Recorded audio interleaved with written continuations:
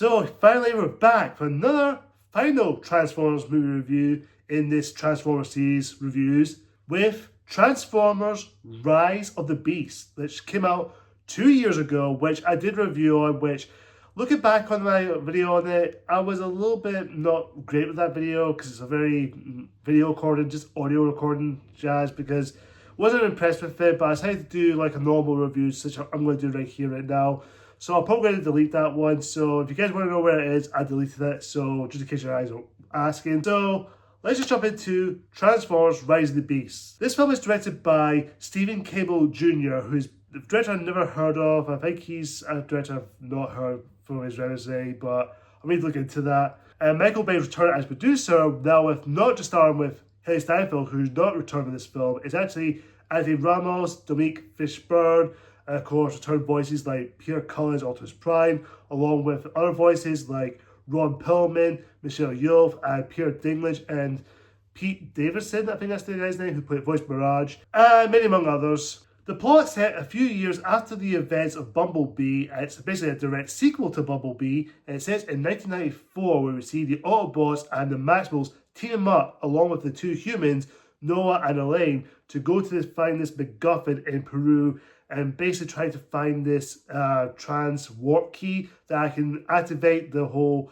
Cybertron and of course planet Earth before it falls to the wrong hands by the Unicrons led by Scourge. And it's very basic. It's a Transformers story we've seen before, but we've seen before many times. And looking back on the film, when it first came out, if you've seen my old review, if not, well, too late, it's been deleted. I was a bit positive with this one. I did say it's not the best Transformers, which I will stand by. It's not the best one I've seen. But in terms of movie, I did enjoy it. I had a good time with it. Looking at it now on my second viewing, I would say it's mostly the same. I think I've liked it a little bit more, maybe a little bit less, but I'll get to the points of it. It's very straightforward plot. It's a very simple Transformers film. And it's very predictable. It's very cliche. It follows the same formula. The Transformers team up with the humans with all these other characters, and they have to go find this MacGuffin before the other Transformers characters comes in, try and find it before they use it for the wrong reasons. It's a very simple plot, but it does have some heart to it, and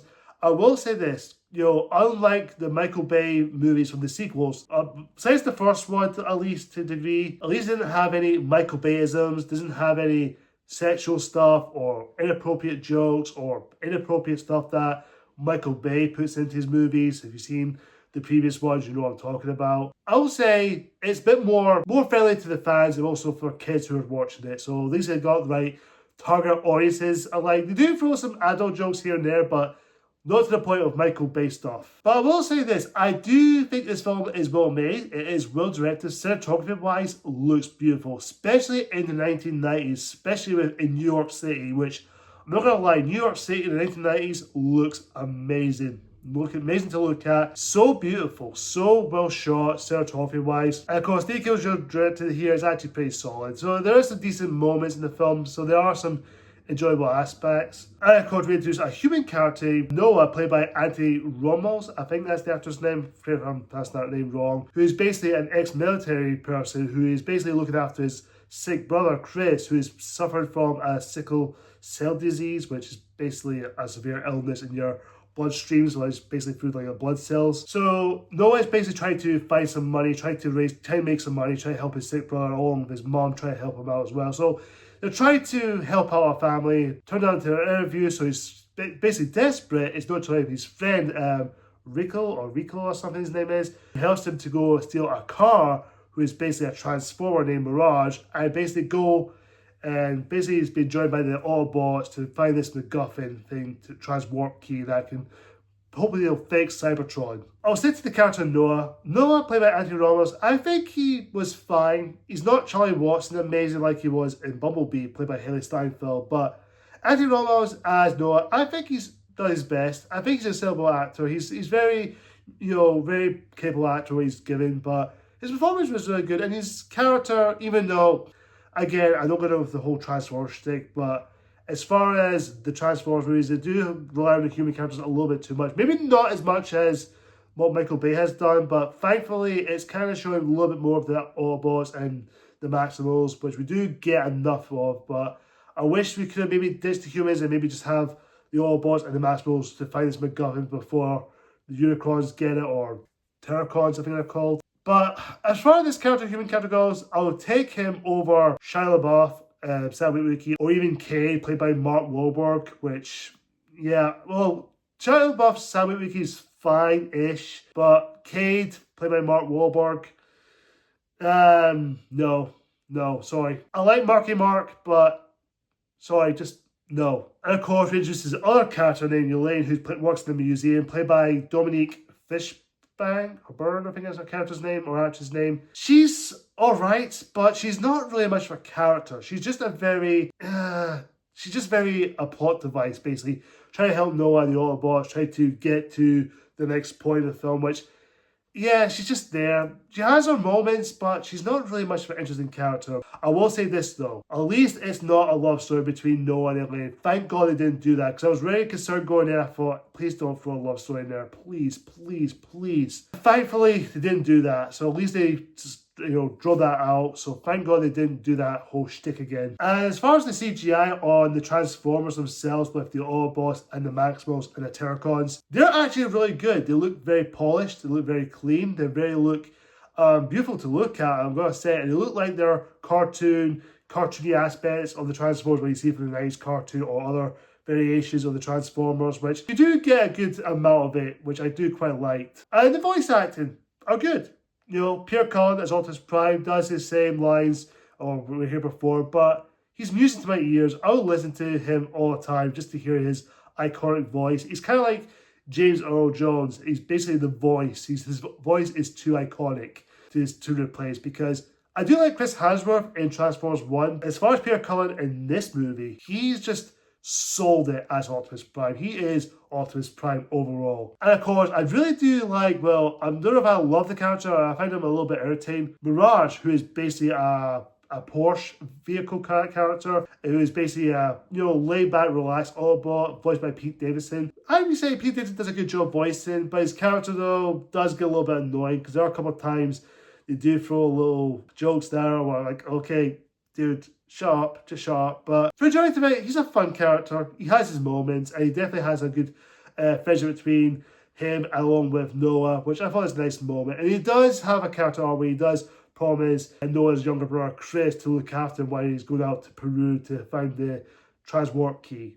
Sadly, Bumblebee, who's not in the film that much, he does get kicked out of the film, and of course he gets killed by Scourge. Yeah, it's kind of a shame, but because I do really like Bumblebee, because Bumblebee is the best important character. Thankfully, he does come back to life when the Energon power rises up and he gives him, wake him back to life, which thankfully he does come in the last bit, in the final act of the film. So that is something. But I will say this though, when Optimus Prime doesn't want to rely on humans because they think the humans are not going to be worth trustworthy, even though Bumblebee said he has friends with the humans, especially with Charlie Watson in the last film, and of course Optimus Prime acknowledged it, saying, look, I know the one human is looked after you very well, B, but we can't trust them. So basically, it's kind of showed that Optimus kind of unaware about the humans, which it does add some character growth by Optimus, which I will say this now for Optimus Prime. His character there is all about him, he can't forgive himself for what he did after Battle Cybertron. He lost everything. It's always his fault, which I like his character arc in the film. It does show like his own fault or his own loss, which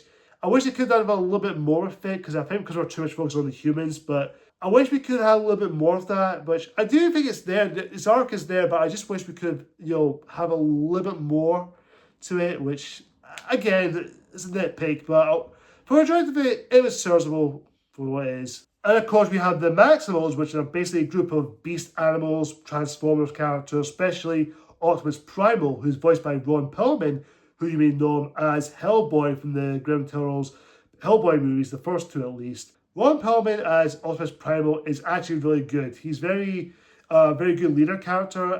Not much. He's basically one of the prime leaders of the Maximals, which I thought he was good for what he's given. And I do like his character.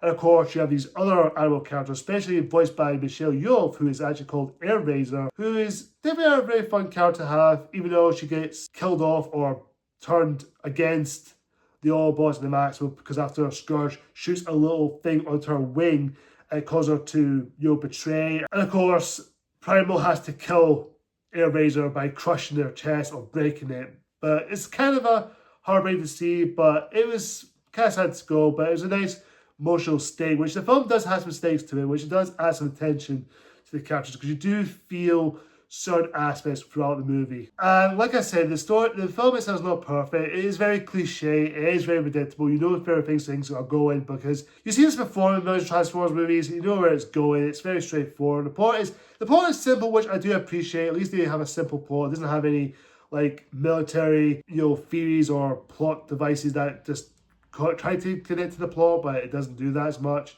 But thankfully, they didn't do that a lot. So thank God they didn't do that. But the thing is, the villain, Scourge, voiced by Peter Dinklage. Peter Dinklage does a good job. He was fine what he's given, but as far as character, he's very, very one-note, very straightforward villain. Not much character growth to him, but he's just a very basic villain. Was to, find the MacGuffin, serve his master, the Unicron, which is a big giant machine transformer trying to devour the Earth.